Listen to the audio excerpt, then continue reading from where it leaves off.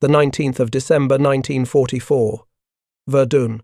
A winter light leaks through high windows and dies on the map table. The room is tight with wool coats, cigarette heat, and the hiss of impatience. Reports arrive like ice units shattered, roads jammed, phone lines choked with panic from the Ardennes. An offensive no one expected has torn a sickle through the American front. Dwight Eisenhower calls it what it is: a crisis. Around him, the senior commanders do the arithmetic of disaster divisions missing, crossroads threatened, the port of Antwerp suddenly visible on the enemy's horizon. One question hangs in the cold air. How fast can anyone move north? George S. Patton rises. He does not clear his throat. He does not soften the blow. 48 hours, he says. 2 divisions. Attack. Chairs creak. A pencil snaps. For an instant, the room mistakes audacity for madness. The other generals have watched weather swallow aircraft and steel alike for 3 days. They have seen the maps grow. Tumors bulge is the word the newspapers will choose. But the thing on the wall looks more like a wound. The Germans have achieved what Allied intelligence doubted they still could: surprise at scale. 29 divisions moving at night under radio silence, 250,000 men, 1,000 tanks, a plan to knife 60 miles to Antwerp and split an alliance built at pain's expense. It is the coldest winter in living memory. Thermometers do not describe it, breath does, turning instantly to crystal and falling like powdered glass. Engines seize, grease thickens to clay. Soldiers sleep in their coats and wake to find their rifles glazed shut. Somewhere in that white labyrinth sits Bastogne, a fist of roads at the centre of the forest, already tightening in a German glove. The room at Verdun knows all this. It knows the enemy believes America is soft, indulgent, too dependent on fuel and comfort to move in such weather, too bureaucratic to pivot an army under fire. It knows the Wehrmacht once turned winters into weapons and assumes the same physics will hold. And it knows George Patton knows the stories, the temper, the reputation, the slaps that nearly ended him, the speed that made him indispensable. Still, 48 hours sounds like theatre. Patton does not perform. He calculates. Behind his confidence, a clock has been running for days. His staff have contingency plans already inked: 3 separate northward turns, roads pre-scouted, priorities sequenced, supply echelons earmarked, code words chosen. Play ball. 2 syllables that will set hundreds of telephones ringing and thousands of trucks rolling. There is no miracle in the offer, only a machine brought up to speed before anyone asked it to run. Outside, the continent groans under the weight of Hitler's last gamble. It is audacious not because of genius but because of hunger. German fuel caches allow 6 days of hard movement. After that, the plan relies on captured American gasoline and weather that grounds Allied aircraft. It is a timetable built out of desperation and hope. Delay is death. Surprise must become momentum, must become rupture, before reinforcements arrive, before skies clear, before logistics, the quiet empire America truly commands, wakes from its winter sleep. In the room, the debate continues. The words are polite. The math is not. Patton's promise carries everything uneasy: generals fear. Disengage while in contact, pivot 6 divisions 90 degrees, march more than 100 miles on ice, and do it without letting the enemy see the whole thing until it strikes. He does not blink. He has studied the old masters: Caesar for speed, Napoleon for concentration, Alexander for nerve, but he has learned the modern lesson they never could. In an industrial war, audacity only matters if supply chains can match it. The decision crystallizes, not because anyone suddenly loves the risk, but because there is no better equation on the table. Patton's 48 hours buys the army time, time buys altitude, altitude buys weather windows and returning aircraft. Disbelief does not disappear, it merely falls behind the moving parts of necessity. Verdun exhales. Teleprinters chatter. Orders leave the building at the speed of wire. The day drops away into a long blue evening. Somewhere between Metz and Luxembourg, engines cough to life by the tens of thousands. Mechanics warm oil, drivers, button parkers, chaplains pocket-folded prayers. The 4th Armoured Division noses north. The 26th and the 80th fall in behind. Support columns form a second river, 62,000 tons of fuel, ammunition, rations, and spares, stacked into a promise only movement can keep. Snow begins again, thin, then thick, then total. Headlights hooded, convoys inch through villages where glass is taped and cattle steam in the courtyards. On the verges, frozen ditches shine like chromium. In the woods, trunks are banded with hoarfrost, bright as bones. The Third Army passes through, not loudly but relentlessly, a procession of steel teeth setting for a bite. Across the line, German field commanders read their maps and smile without mirth. They have punched the hole. They can feel the Allied line bowing. They trust cold, they trust fog, they trust American dependence on comfort. They do not yet believe a force can disengage cleanly, turn in place, and arrive with momentum intact. They are certain winter stands with them. What they don't see, what almost no one ever sees until it is too late, is the shape of a system when it commits. A general's vow in a warm room is theatre. 133,000 vehicles on the road is physics. Theatres close. Physics doesn't. Midnight nears. In an open jeep somewhere along the column, a general's face burns raw in the wind. He will not sit. He won't let his army think winter is a reason, only an obstacle. The cold bites. The convoy keeps moving. Behind them, the map at Verdun has already changed by a fraction no eye could catch. By dawn, it will change again. The Germans laughed. The snow listened. In 48 hours, both will answer to metal. To understand why the Germans laughed, one must first understand what they believed. By December 1944, the Third Reich's generals were still prisoners of a philosophy that had once conquered Europe, the cult of movement and precision. The logic of Bewegungskrieg. In their doctrine, victory belonged to the side that struck first, hardest, and with the greatest economy of effort. War, in their eyes, was not an industrial equation but a ballet of steel, where mastery lay in coordination, nerve, and speed, not in warehouses or pipelines. For years, that belief had worked. From Poland to France, the Wehrmacht had proven that a well-drilled army, guided by officers who moved faster than bureaucrats could think, could topple nations in weeks. The Germans had built a culture of tactical brilliance, and in doing so, blinded themselves to the arithmetic of scale. Their faith was simple. No machine could replace genius. By 1944, this faith had curdled into delusion. The industrial foundation of Germany was cracking under bombardment. The Luftwaffe was dying. Oil flowed like blood from a body already drained, yet the High Command still believed that will could substitute for fuel, and discipline could outlast production. The Ardennes offensive Wacht am Rhein was not born of strategy. It was an act of spiritual defiance, conceived by a man who refused to accept that war had changed. Hitler saw industry as a servant of ideology, not its master. Factories could be rebuilt, but faith, he thought, could not be replaced. The Western Front would prove how wrong he was.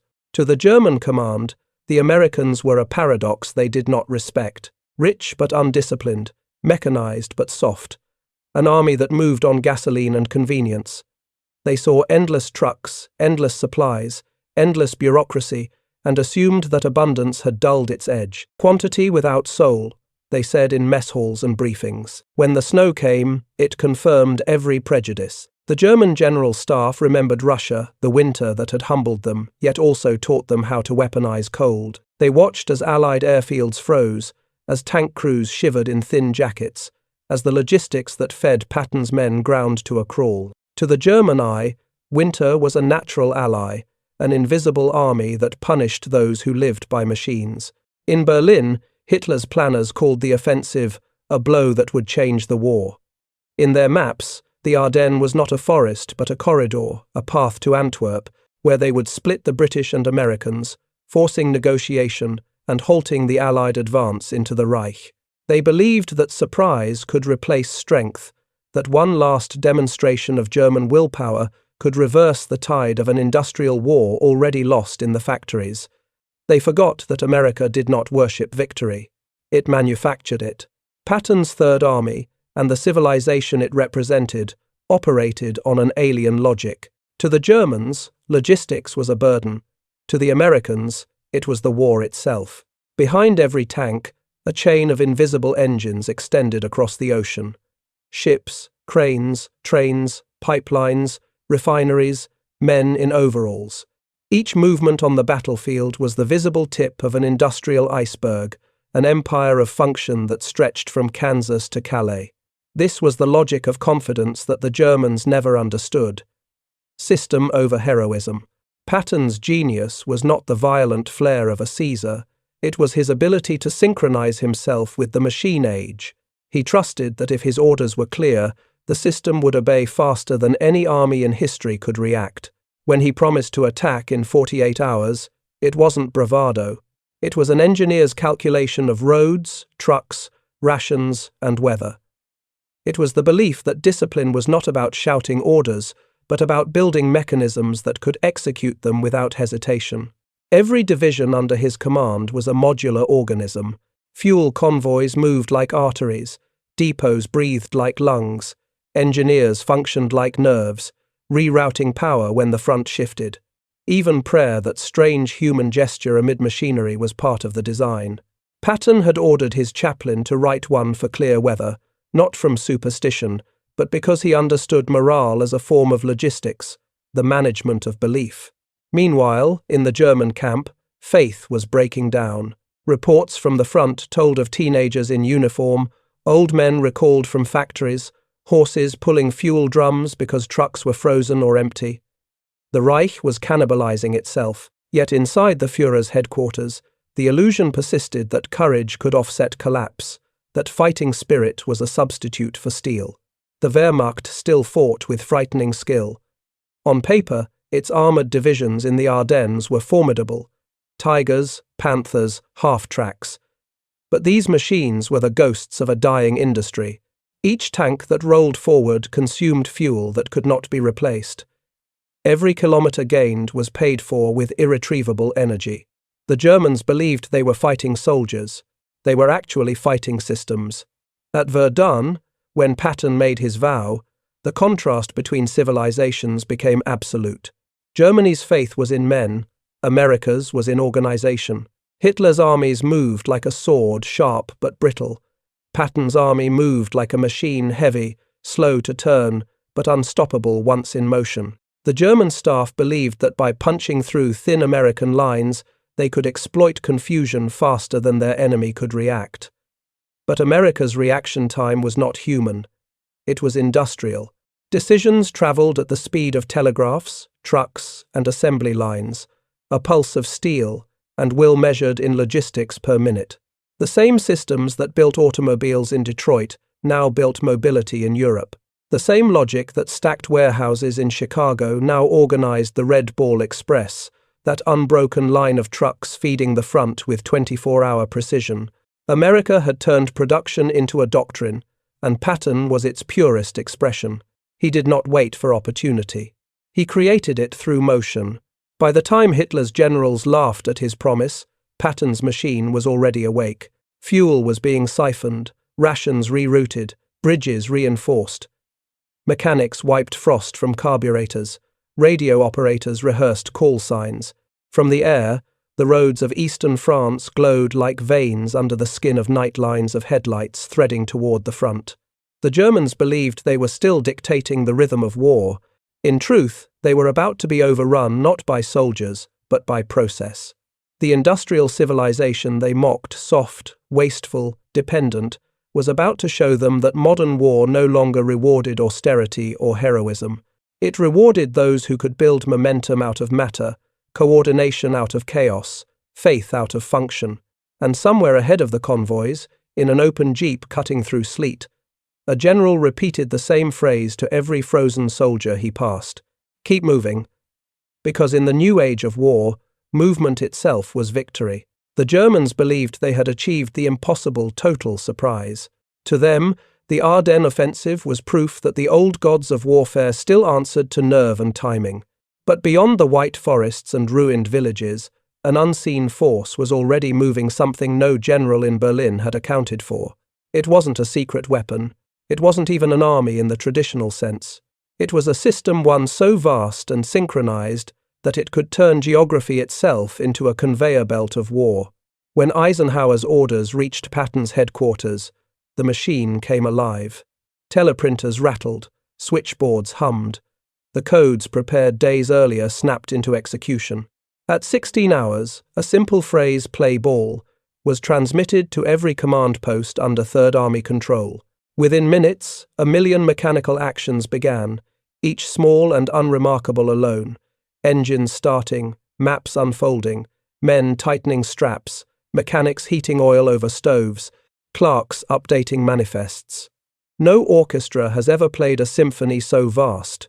The Germans had their Blitzkrieg. Patton had Logisticskrieg war by infrastructure, by movement, by rhythm. They believed they were fighting men. What was coming for them was a civilization in motion. From the sky, the spectacle defied imagination. In aerial reconnaissance photos taken that night, the roads of eastern France appeared as threads of fire, thousands of trucks and tanks crawling through the dark, headlights dimmed under blackout shields. Each one followed a schedule measured in minutes, a mechanical ballet that stretched hundreds of miles. From the Loire to Luxembourg, every convoy was a pulse in a body of steel. Fuel, rations, ammunition, spare parts all flowing north, timed so precisely that a missed truck could jam the artery. And yet the system held. It moved as if guided by instinct, by some cold industrial intelligence that the Germans had never believed their enemies possessed. For decades, they had mocked American industry as blind mass production. Now, they were about to learn that mass production was strategy. Inside German headquarters, disbelief still reigned. Reports trickled in. Enemy convoys moving in sub-zero temperatures, artillery repositioned overnight, whole divisions changing direction as if choreographed. General Brandenberger, commanding the 7th Army, dismissed the early warnings as exaggeration. "No army can redeploy under such conditions," he said. "Not in this weather. Not with those roads." He was right about one thing. No army could. But Patton wasn't leading an army. He was conducting an organism. The Third Army moved north in 3 great columns. The 4th Armoured Division led, engines roaring through snow thick enough to swallow the headlights. Behind them came the 26th and 80th Infantry, followed by the logistical Leviathan, 62,000 tons of supplies stacked into motion. At every mile, engineers fought physics itself. Bridges groaned under tank weight, tires shredded against frozen gravel. Fuel trucks crawled up inclines glazed in ice. Yet the system adapted. A broken bridge was replaced in hours. A stalled convoy rerouted before dawn. When the snow blinded drivers, radio beacons led them forward like invisible rails. There was no waiting for orders because the orders were embedded in the system itself. The Germans had generals, the Americans had process, and within that process, there was something human, something the German intelligence reports failed to quantify. Morale, organized as machinery. Patton's presence was relentless. He drove his open jeep through the blizzard, face lashed by wind, stopping at crossroads to speak to freezing men who barely recognized him through the frost. "You're the finest soldiers in the world," he'd tell them, voice rising over the engines. "Now, move." Each word traveled faster than any radio wave. It turned exhaustion into motion, fear into discipline. Soldiers began repeating his phrases like code. "Georgie says, we move. Old blood and guts is watching." The belief wasn't superstition, it was structure. A human circuit completing the flow of current through steel. Meanwhile, the German advance was beginning to slow. Their fuel reserves were running thin. Panther and Tiger tanks, mechanical masterpieces of over-engineering, stalled on frozen hillsides. Engines choking on synthetic fuel that thickened like tar. Roads clogged with abandoned vehicles, their crews siphoning gasoline from wrecks.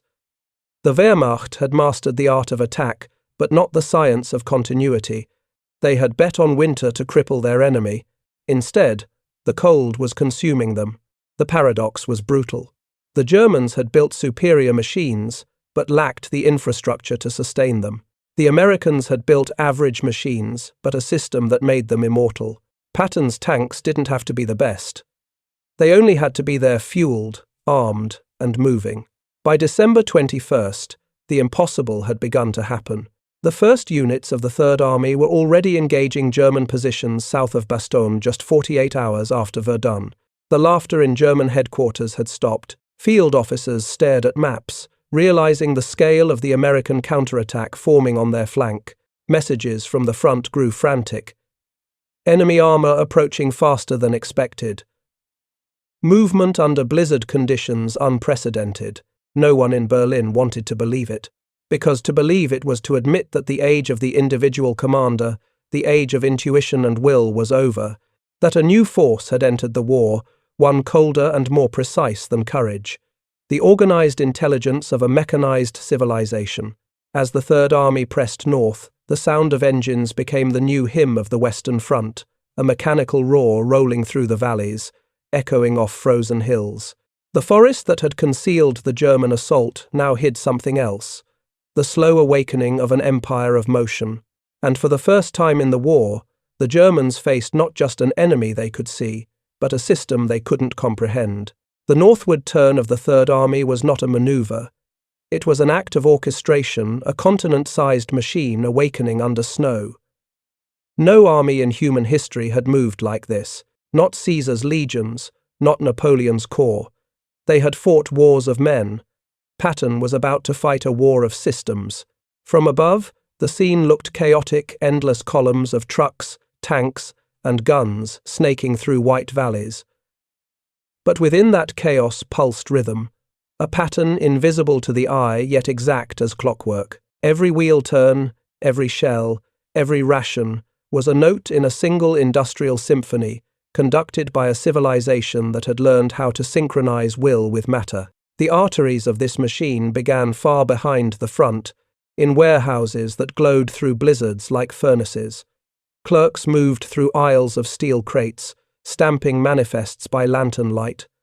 Forklifts and cranes worked through the night. Fuel drums were loaded not by priority but by motion, because in Patton's design, movement itself was the plan.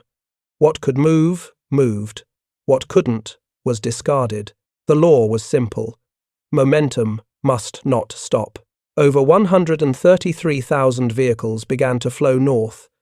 Their headlights, muffled under blackout covers, crawled through the darkness like veins of dull fire. Engines coughed in rhythm. Drivers followed the heat of the vehicle ahead. The air was full of smoke and static, radios cracking, chains snapping, gears grinding. To the men inside the convoys, it felt endless, an ocean of motion where day and night lost meaning. Yet somehow, it worked. The whole engine held together. The human body became another part of this mechanism. Soldiers no longer measured life by days, but by cycles. March, refuel, fight, repair, repeat. They slept in intervals of noise. They thawed rifles over exhaust pipes, ate cold rations with oil-stained hands, and repaired engines under flares that turned the snow blue. Every man in Patton's army became an extension of a machine too vast to comprehend a piston in the heart of a civilization that refused to stall. Patton understood morale as logistics. The Germans fought for ideology. The Americans fought for continuity, the certainty that the system would never abandon them. Every delivered ration, every engine that started on the first try, every letter from home was an act of synchronization. A man could believe in God or in Patton, but what truly mattered was his faith in the system's reliability. Behind every Sherman tank, 96 American workers existed in shadow welders, machinists, drivers, factory hands from Detroit and Pittsburgh. Each bullet fired in the Ardennes had been planned months before by someone who would never see Europe. The Wehrmacht had elite soldiers. America had an industrial democracy, an invisible collective intelligence that functioned like a factory at war. By December 22nd, the Ardennes had become a frozen production line. Snow fell on metal and fire. Convoys rumbled like conveyor belts. The Red Ball Express, that miracle of uninterrupted supply, rerouted through storm and darkness. its trucks driven mostly by black soldiers who labored without recognition, yet carried the lifeblood of Patton's army. Their headlights traced an invisible network of arteries through the blizzard. When fuel arrived, tanks moved. When shells came, the artillery sang again. When the clouds parted, thunderbolts descended like angels of combustion, completing the circuit of destruction. Across the line, the Wehrmacht's offensive was collapsing into entropy. Panthers and tigers, those monuments of German engineering, froze on the roads. Engines seized, synthetic fuel thickened to syrup. Ammunition ran out faster than courage could replace it. The Germans had mastered the art of design, but not the logic of scale. Their machines were perfect, their system was mortal. Hitler's generals had built an army of masterpieces. Patton commanded a factory of war. One could fail without notice. The other could not stop, even if its leaders died. German radio intercepts from those nights are filled with disbelief. Reports of American columns advancing through the storm sounded like hallucinations. Enemy armored movement beyond comprehension, one message read. They march through the snow as if by clockwork. That word clockwork was no insult. It was recognition. At the heart of this storm stood Bastogne, the town that had become the hinge of the Ardennes. To the Germans, it was a fortress. To the Americans, it was a junction. The 101st Airborne Division held out, encircled, their ammunition low and supplies thin. The German commander demanded surrender.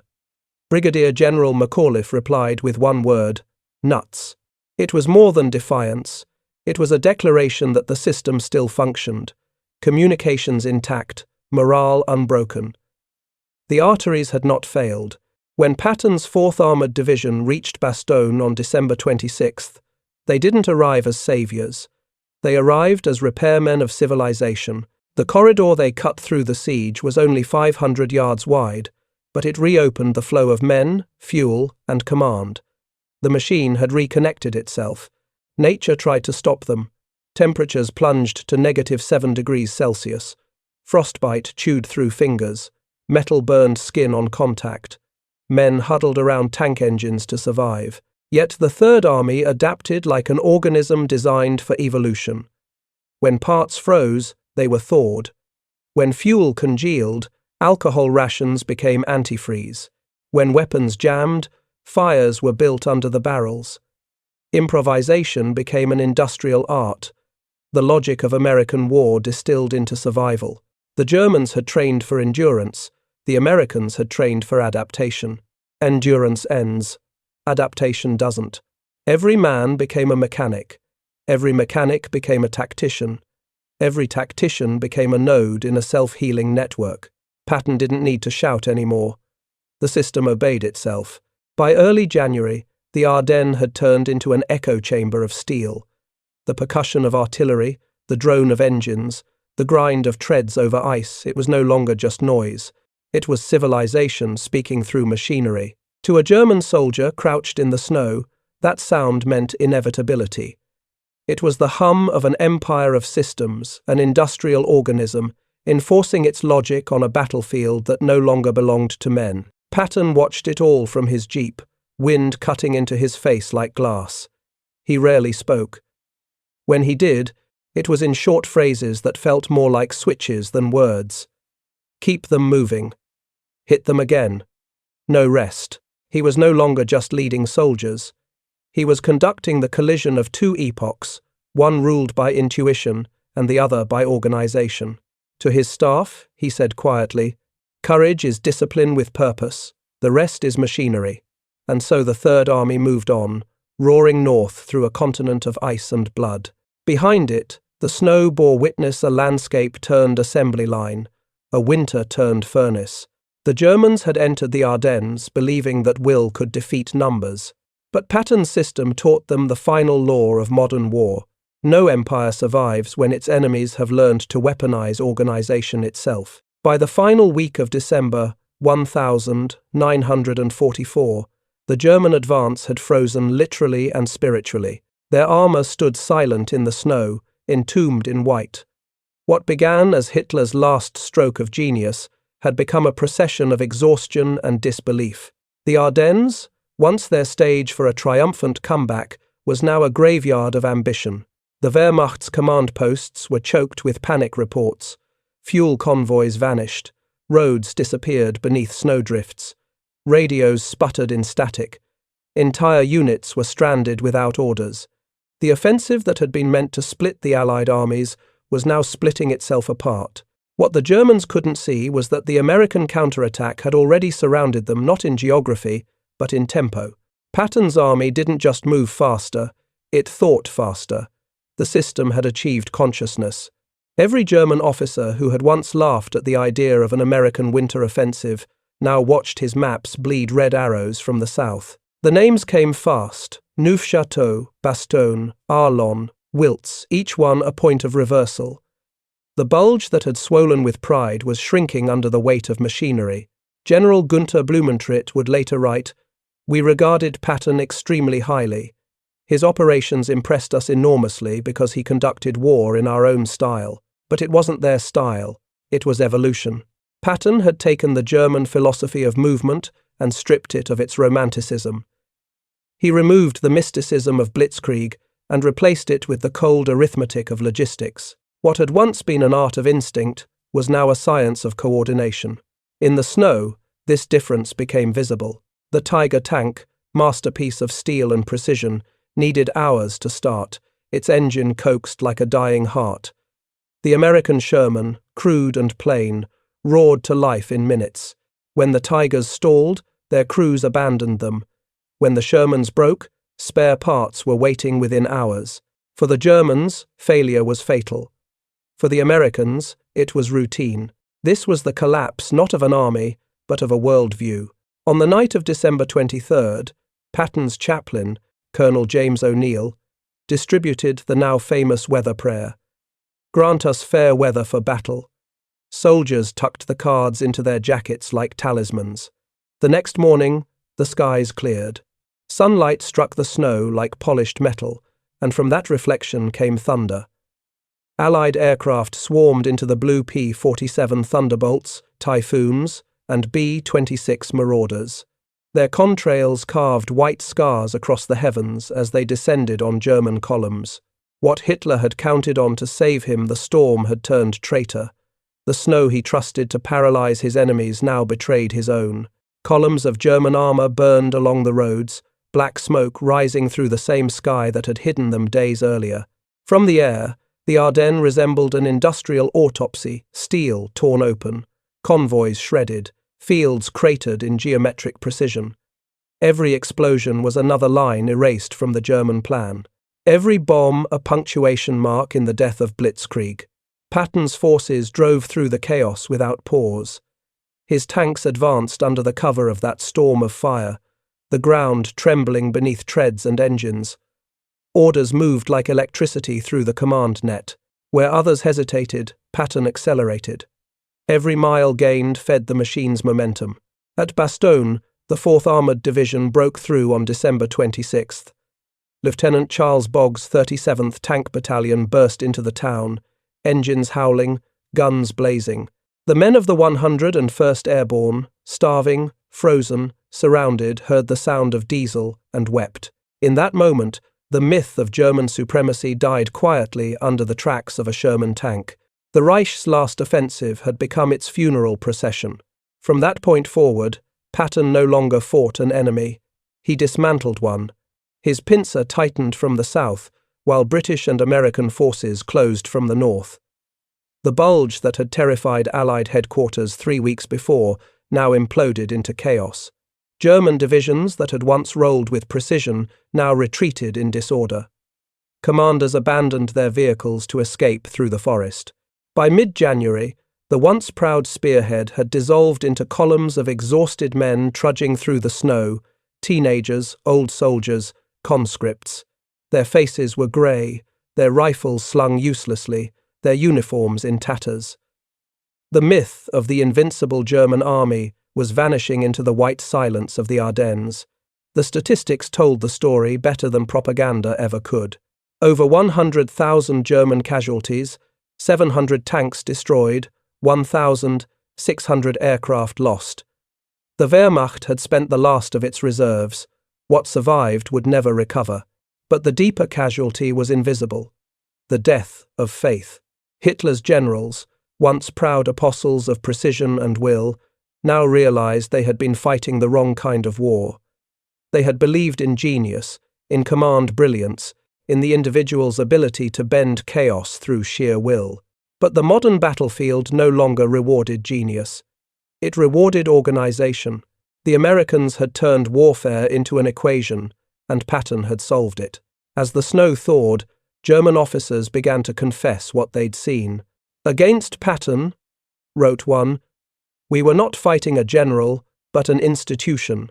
They understood too late that Patton was not a man commanding an army. He was the visible face of a civilization whose true strength lay behind him, its machines, its factories, its infrastructure of will. For every German who looked at a Sherman and saw an inferior machine, there were 1,000 Americans who saw a replaceable part. The German war effort was a cathedral built on pride. The American war effort was a factory built on function. And factories, unlike cathedrals, can rebuild faster than they collapse. When the final German counterattacks failed in January 1945, Hitler raged in his bunker, blaming weather, betrayal, and cowardice. But the truth was colder. His empire had been ground down by physics, by the mathematics of production, by the relentlessness of systems that did not need ideology to operate. The Reich had entered the Ardennes to prove that courage could overcome machinery. It left having proven the opposite. In the ruins of that offensive, one could hear the low mechanical hum of inevitability, the sound of engines still running, of trucks still moving north, of a civilization that had made continuity itself into a weapon.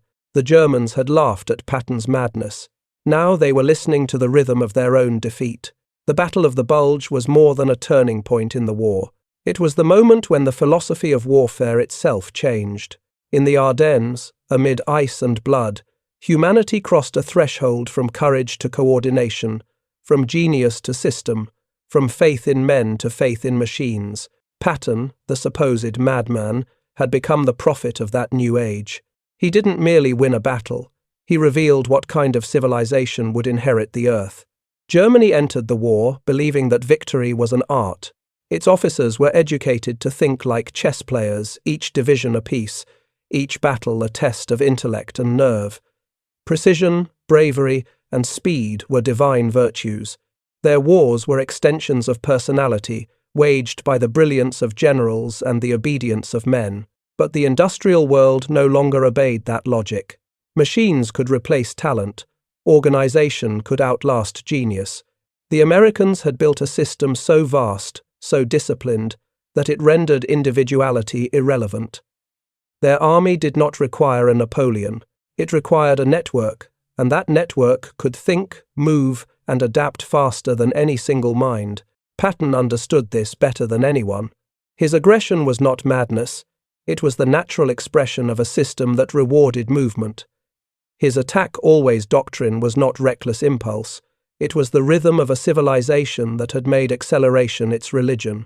Where the Germans prayed to discipline, Patton prayed to momentum.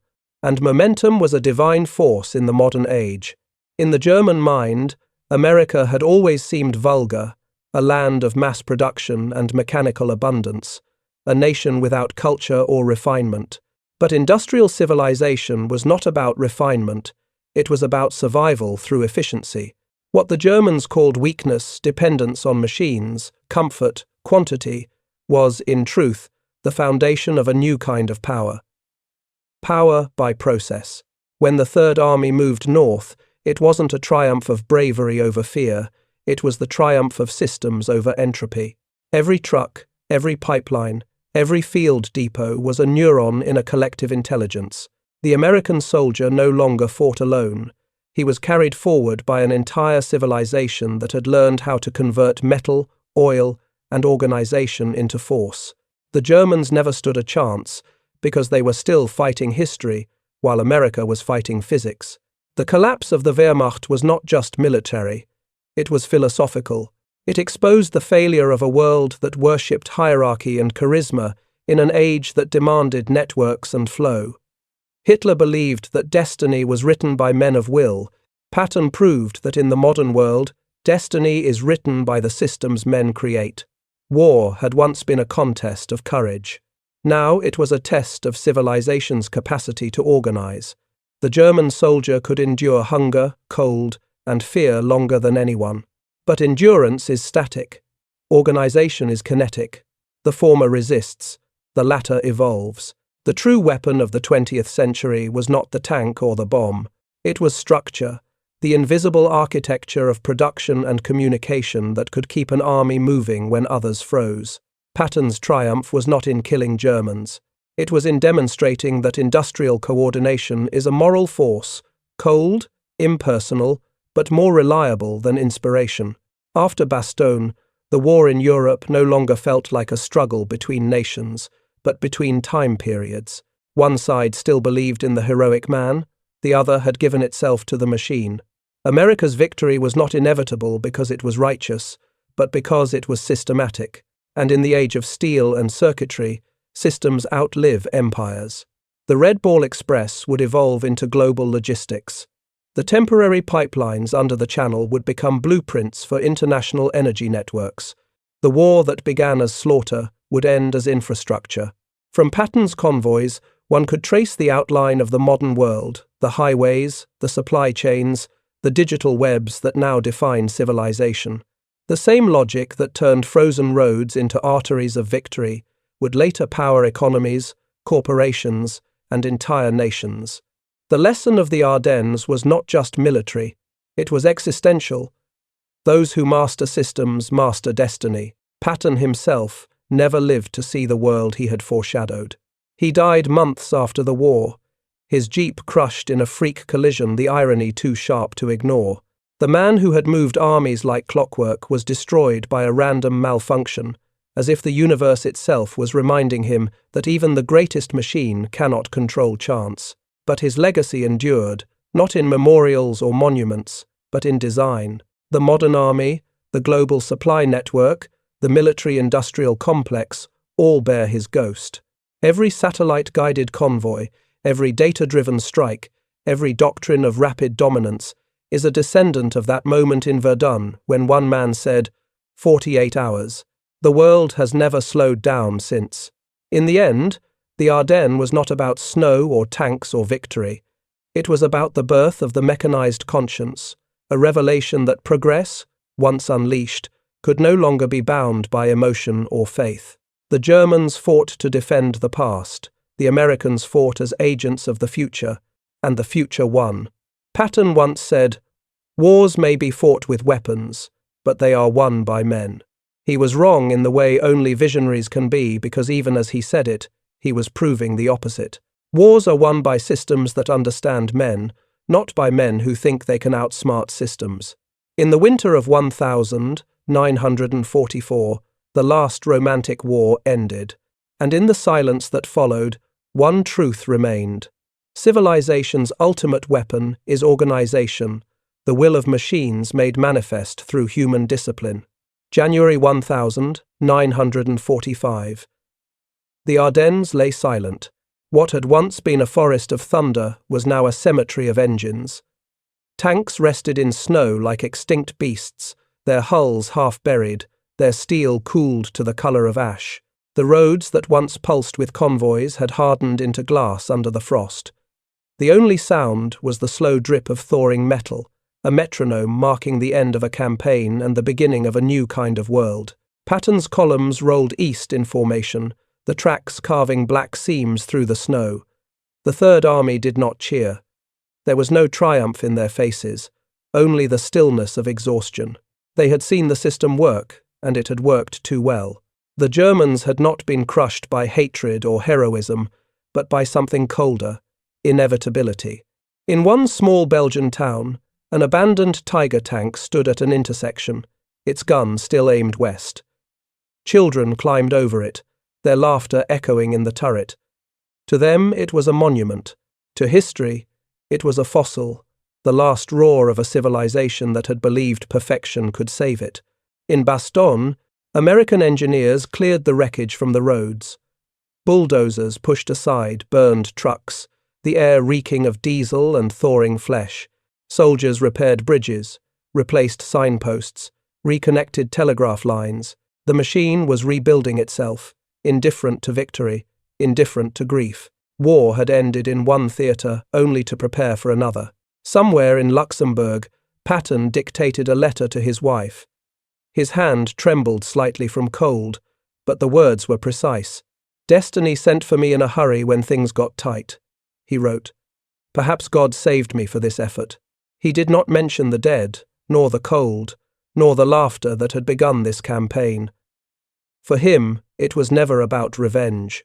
It was about momentum, about proving that when men align with the logic of progress, even winter can be conquered.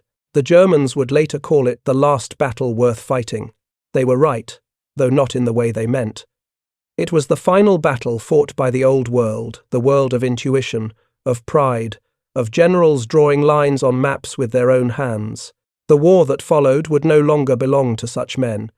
It would belong to engineers, logisticians, mathematicians, the quiet architects of control.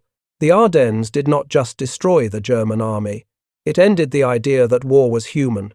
From this point forward, conflict would be designed, optimized, automated. The battlefield would become an algorithm. Patton had merely been the first to conduct it by instinct. At dawn, he rode once more through the snow, standing in his open jeep. The wind froze his scarf to his collar, his breath rising in clouds. Around him, endless convoys moved east, tanks, trucks, cranes, ambulances, all part of the same slow heartbeat. He watched them and understood. The machine would outlive them all. There was beauty in it, and horror too. The same rhythm that saved Bastogne could one day devour entire cities. The same discipline that defeated tyranny could someday serve it. The system had no conscience. It only moved forward. In the distance, artillery thundered once more, not in anger, but in ritual. A few last shells marking the retreat of winter. The snow flared white in the light of impact, then faded to grey. Patton whispered to himself, words only the wind could carry. They laughed at us. Now they moved to our rhythm. He did not mean the Germans. He meant the world. When the campaign finally ended, the Ardennes returned to silence. The forests grew back. The rivers thawed. The tanks rusted into the soil. But beneath that quiet, the hum remained the faint, mechanical heartbeat of the civilization that had been born there. Every factory, every highway, every digital signal that now connects the modern world carries a faint echo of that sound. The sound of an army turning on ice and proving that systems, once awakened, never truly sleep. They were not defeated by courage, nor by men, nor even by Patton himself. They were defeated by a civilization that had learned to think in steel, and its echo, cold, tireless, mechanical, still moves through the veins of the modern world.